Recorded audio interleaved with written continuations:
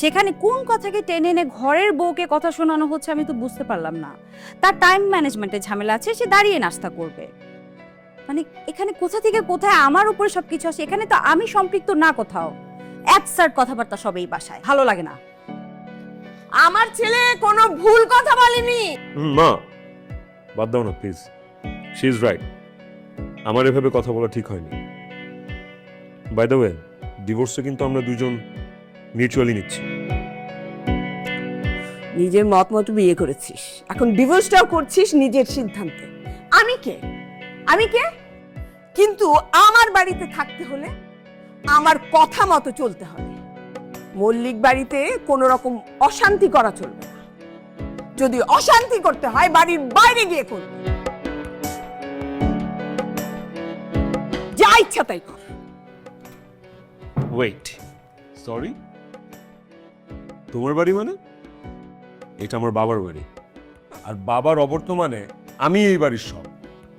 আমার বাবা এই জমিটা দিয়েছিল বলে তোর বাবা এত সুন্দর বাড়িটা বানাতে পেরেছে।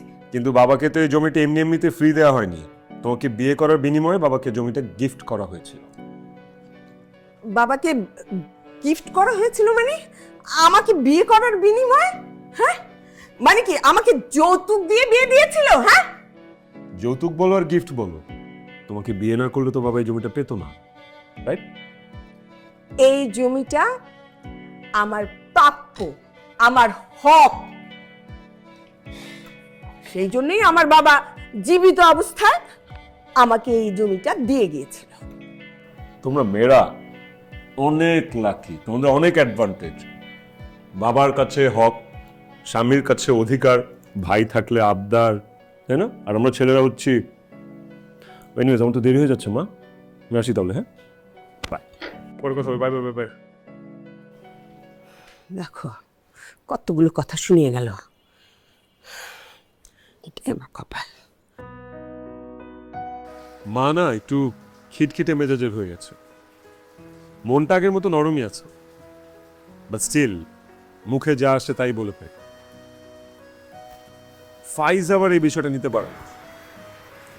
ডিভোর্সের সিদ্ধান্ত কি তুই নিয়েছিলি? আমি কেমন ম্যান,